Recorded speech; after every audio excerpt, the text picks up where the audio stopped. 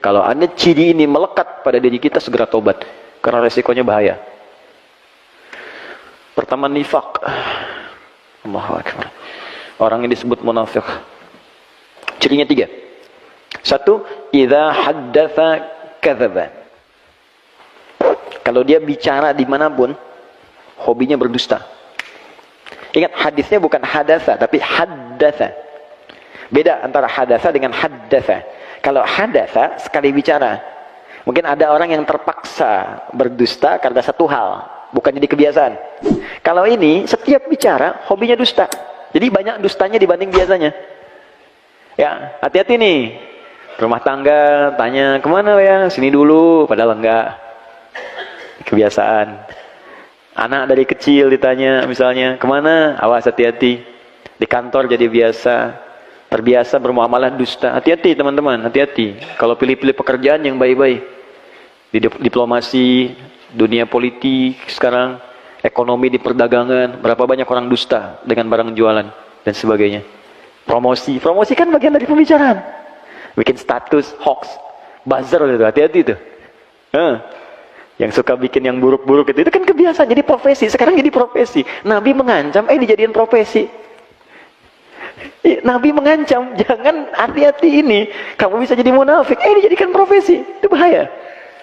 Itu kalau nggak tobat, makanya kita doakan.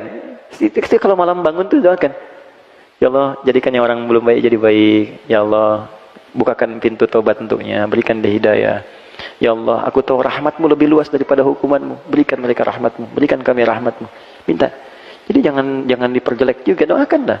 Mungkin ada yang statusnya buruk, ahli maksiat, doakan, mungkin dia jadi orang paling soleh dibanding kita di kemudian hari. Ya, minta sama Allah. Mungkin Anda punya teman-teman, doakan dia. Minta, berikan kebaikan untuknya. Nah, itu 1. Kemudian yang kedua, ciri orang munafik, ini hobi dusta, 1 hobi dusta. Nah, kemudian yang kedua, wa idza wa'ada akhlafa, sering ingkar janji. Sering ingkar janji. Ini luas sekali aspeknya. Ya, bisa di bab bisnis, bisa di bab apa saja, termasuk standar kehidupan. Jadi bukan sekali 2 kali, bukan karena kondisi terpaksa, tidak, tapi memang hobinya begitu. Jadi janji itu dianggap enteng untuk diingkari. Besok ketemu ya, terus nggak datang dia. Kamu kemana? Aku udah nunggu. Maaf ya, aku ada pekerjaan misalnya atau apa. Tapi dianggap biasa aja, nggak ada apa, nggak ada. Bahkan kadang-kadang nggak ada maaf, sudah biasa. Itu hati-hati.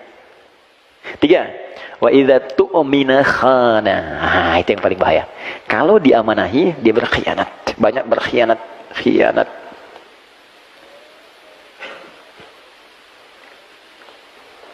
Istri amanah untuk para suami. Suami amanah untuk istri. Amanah dari siapa? Allah. Allah mudah memasangkan Anda dengan perempuan lain. Tapi kenapa istri Anda yang sekarang dipasangkan dengan Anda? Allah mudah memasangkan suami dengan yang lain. Tapi kenapa suami Anda dipasangkan dengan Anda sekarang? Karena Allah yang punya keyakinan dengan itu, Anda menjadi baik. Itu amanah Allah. Makanya kalau suami menginginkan istri salihah, suami support. Tahajud yuk. Sayang pakai kerudung yang baik ya. Sayang kita ngaji besok ya. Istri begitu. Sayang besok kita tahajud bareng ya. Kamu jadi imam doa ya. Aku aminkan di belakang. Support. Itu amanah. Dan satu kali akan ditanya oleh Allah. Akan ditanya. Anak-anak amanah. Sudah berapa banyak anak Allah amanahkan kepada Anda? Sudah sejauh apa Allah mendekatkan dia dengan Anda mendekatkan dia dengan Allah? Itu amanah. Satu kali akan ditanya. Dan nanti ada riwayat ketika anak akan ke neraka, orang tua ke surga, ada riwayat anaknya mengajukan protes kepada Allah.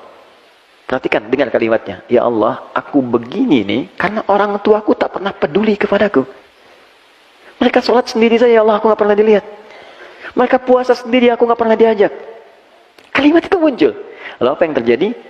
Diadili oleh Allah keduanya, dikonfirmasi ternyata benar kejadiannya. Maka ditukarkan. Semua beban itu dipindahkan kepada orang tuanya, anaknya kemudian dibersihkan, anak yang ke surga, orang tua ke neraka. Hati-hati. Nah, itu amanah. Pekerjaan amanah. Apapun itu. Dan semua akan dipertanggungjawabkan. Makanya kalau kita niatkan ikhlas, dunia otomatis datang, akhirat itu akan mulia. Ya, Anda yang kerja apa saja, itu jaga dengan baik. Niatkan ibadah. Nah ini ya, 3 ini. Maka nanti kalau kita sering berdoa begini, Allahumma inni a'udzubika min adzabi jahannam. Artinya, ya Allah lindungi aku dari sebab-sebab neraka jahannam. Maka Anda akan didorong oleh Allah untuk berbuat jujur. Pekerjaan jujur, di kehidupan rumah tangga jujur, terus cerita bareng-bareng. Ya, nikmat hidupnya. Ya, mengajar jujur. Saya juga sama Ustadz. Jangan karena saya senang satu amalan, saya sembunyikan yang lain, itu dosa besar. Anda tahu, orang yang masuk neraka duluan itu 3 golongan. Salah satunya Ustadz, kiai, para pengajar. Makanya saya sering katakan tolong doakan itu. Jangan dikira mudah itu. Tidak mudah. Tidak mudah. Ya, ada seorang yang berkata ketika ditanya, "Ma fa'alta bi'ilmik?" Apa yang kamu kerjakan dengan ilmumu? Dia berkata, "Saya mengajar karenamu ya Allah." Kata Allah, "Kadzdzab." Kalau kadzib sekali dusta, kadzdzab berdusta sering berkali-kali. Apa jawaban Allah saat itu? Dibukakan filenya semua. Kamu itu mengajar hanya untuk cari popularitas. Kamu hanya mengajar untuk cari materi, cari amplop, cari macam-macam. Lemparkan dia ke neraka. Dibawa, ditarik malaikat, dilemparkan. Oke, tolong jangan bebani saya dengan hal semacam itu.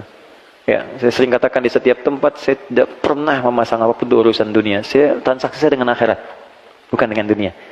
Dapat yang saya bisa, saya akan usahakan sendiri. Kalau saya belum punya kemampuan, kita berbagi. Itu yang saya pegang. Sampai saat ini. Alhamdulillah Allah cukupkan. Saya dari kepala sampai ujung kaki nggak pernah beli sampai hari ini. Demi Allah saya katakan, di peci, kacamata, belum satu rusak sudah datang yang lain. Ini baju dikasih. Hampir saya copot tadi buat Mas Dude. Nanti habis selesai saya copot.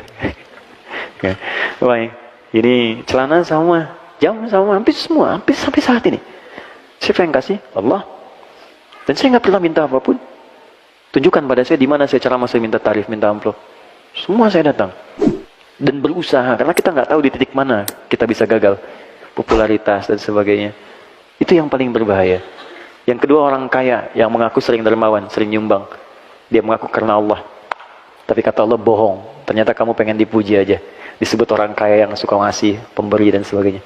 Ketiga, mujahid fisabilillah. Dia mengatakan karena Allah. Kata Allah, bohong. Kamu disebut tuh karena yang disebut sebagai orang hebat aja. Perang dan sebagainya. Nah, maka hati-hati. Nanti setiap kita berdoa ini, ya Allah lindungi aku dari neraka jahanam, maka artinya Anda akan dijaga oleh Allah supaya jujur dalam kehidupan.